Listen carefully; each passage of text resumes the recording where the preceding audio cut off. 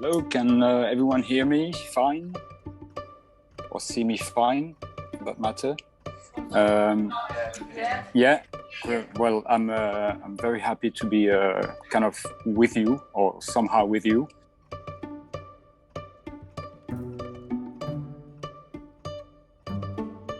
So the project is called COVID in Cartoons, and it's a project that's set out to work with young people across the UK to see how they have experienced the pandemic, what made them strong during the pandemic, what were the issues during the pandemic, and also seeing how they see the future.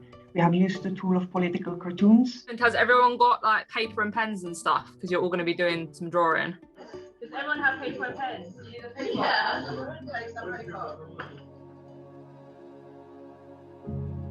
I had a chance to work with a professional cartoonist to get feedback, make their own drawings, and see where, how to express what it has meant to them. The viewer doesn't really want to like that person.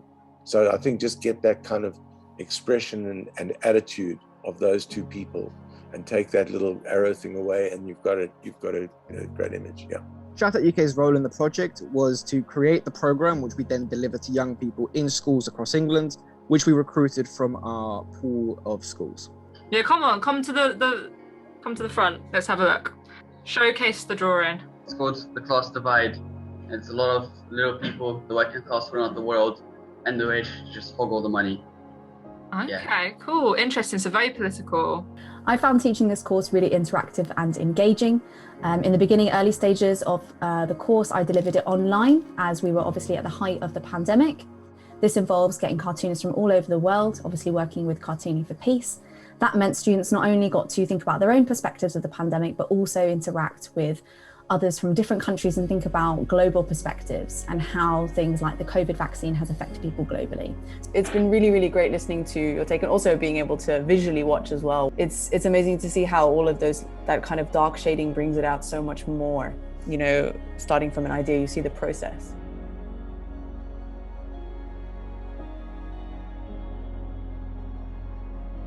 I've got a suggestion from Cartooning for Peace to draw while I explain my drawing, so I'm just going to resume to what I was doing. I'm kind of drawing 3 little COVID guys with their nose up and big teeth, and they are my version of the English variants. So in total during the project, it was 23 cartoonists from 15 countries, such as Taiwan, Philippines, South Africa, Germany, Jordan, Venezuela. My cartoons usually criticize, what's happening with the lapses of the government, and also what's happening in the Philippines. During the working online session, cartoonists were live drawing, but also the pupils, they were live drawing their own cartoons by their own ID. And after they showed their cartoons to the camera, to the cartoonist, and so that the cartoonist could comment and give some tips. It was the first time we were working with other organizations specialized in media literacy or political literacy.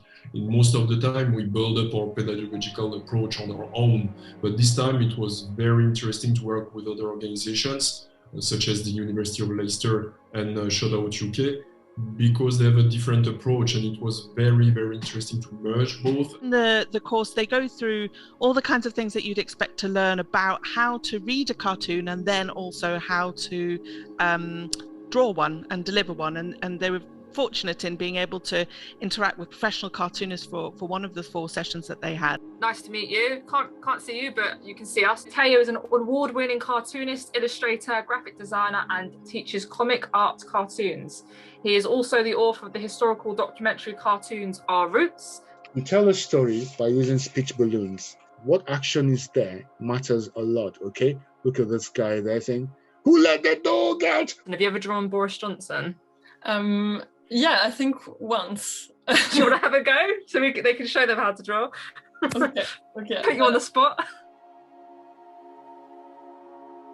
I really liked how it considered how COVID and the pandemic was portrayed in the media. And I just thought it was really good to kind of switch the students' minds onto thinking about how, like, our kind of position of privilege in this country and what we can and can't do. So one student said that she thought it was a really good experience and it showed her a different way of expressing her opinion.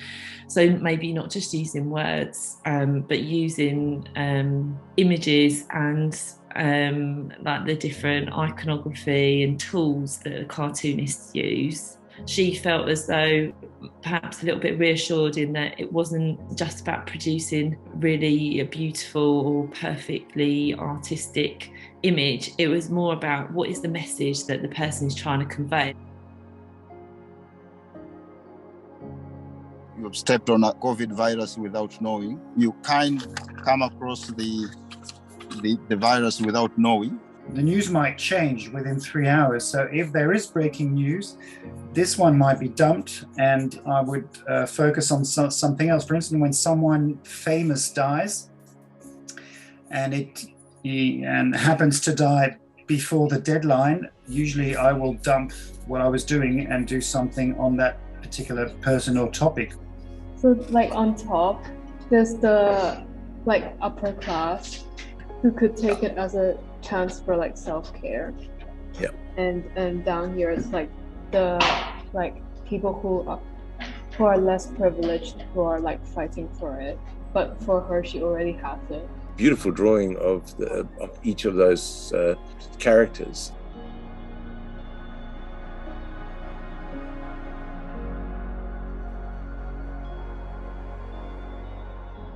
Meaning making is a process by which you try to make sense of things and kind of see what they mean for you, how they impact on you.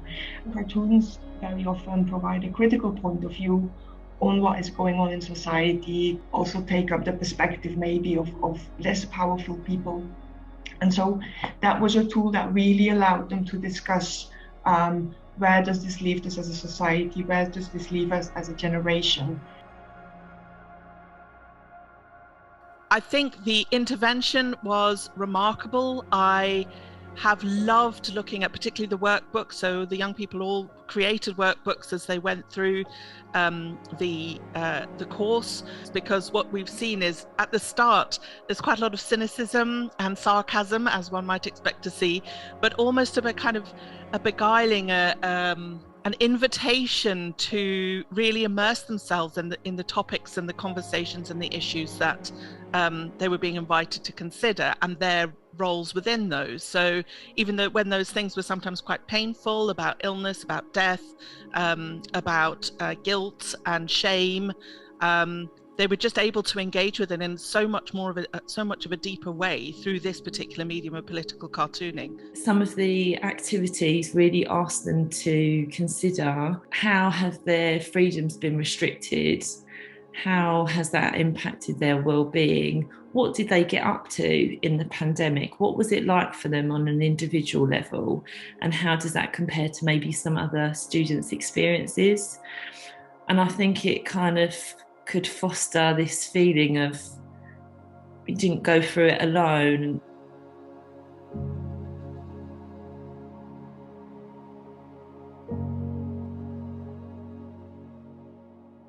So the survey had two general aims. The first aim was to better understand young people's experience of the pandemic, and the second aim was to better understand the impact of the course on the participants. What we found was that after the course, a significantly higher number of students agreed that they knew how to read a political cartoon, and they also performed better on a set of questions about reading cartoons.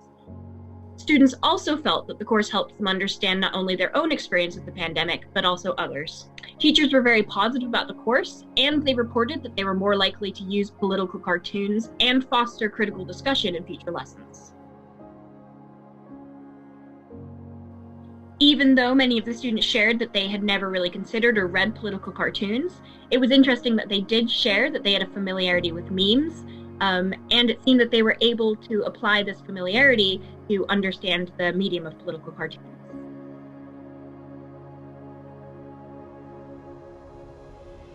So if the survey data gives us a background or sense of large-scale experiences or context for which young people have experienced a pandemic, the focus groups gets a more in-depth perspective from them and is able to work with them to talk through their experiences in a collaborative, safe space.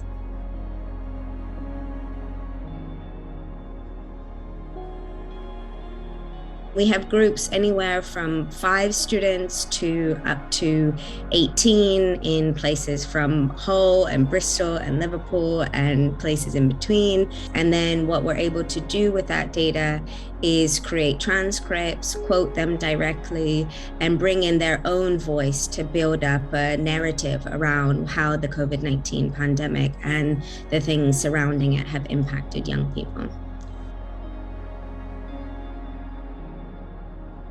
So we encourage young people to use Post-its and to illustrate what the words are that they came up with that are maybe new from the pandemic, words that have changed meaning for them over the pandemic. For example, one young person said, oh, well, before I thought that masks were these cosmetic things that you put on your face to beautify yourself. And now masks are these personal protective equipment that we wear to protect ourselves and others from the virus. All the feedbacks were very positive. And they all asked to do more of this and to do more workshops. We're very, very positive about it.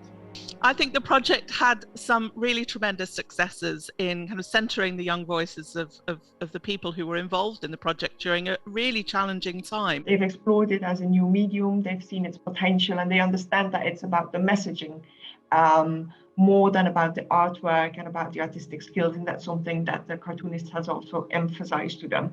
So they've really discovered it, I think, as a means of expressing themselves in an efficient way of telling a story, telling their own story. But I do hope that we have kind of planted a seed and that young people will keep thinking and keep processing and take the tools that they have learned forward to other areas of their life and to other activities.